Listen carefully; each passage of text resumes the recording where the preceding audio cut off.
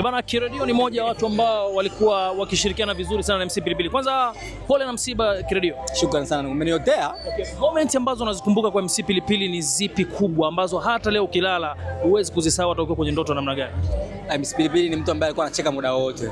Lakini pia MC Pilipili ndo mtu ambaye kwa mara ya kwanza amenitambulisha kwenye game. Yaani Kiredio ambaye mnamuona kwa mara ya kwanza kabisa alipewa nafasi na MC Pilipili.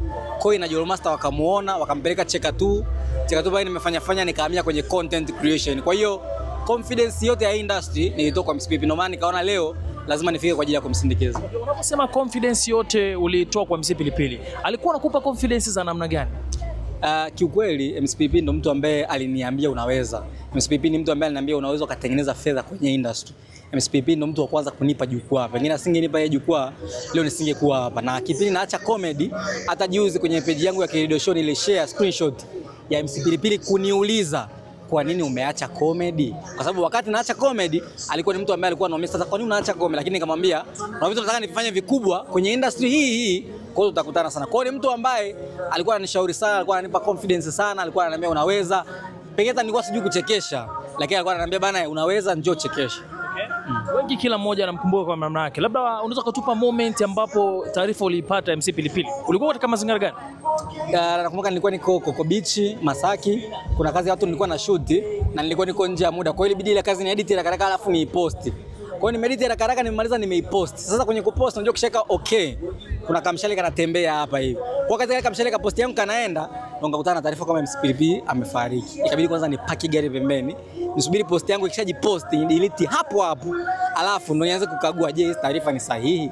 Kwa nilikuwa kazini, nikashtuka sana, lakini hatuna namna.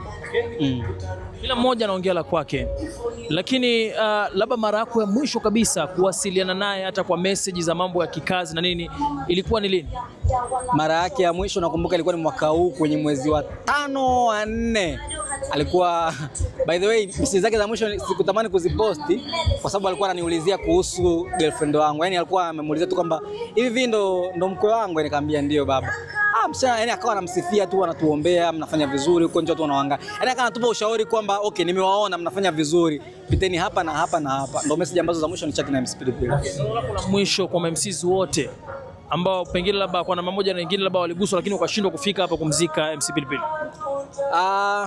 Maisha ya MC Pilipili ni somo, tunaweza tukajifunza kupitia maisha yake, na msiba wenyewe ndio umetosha kwamba okay, alikuwa kwenye maisha fulani ni kama elimu, then leo amegraduate. Angalia ni watu wangapi wamekuja kucelebrate kwa ajili yake. Kwa hiyo ukiachana na MC, wasanii na sisi pia kwa binafsi tumeona okay, tunataka tuishi 1 2 3 ili siku ya mwisho pia hata kama tutakuwepo watu wataongea mazuri kuhusu sisi. Asante sana. Shukrani sana ndugu.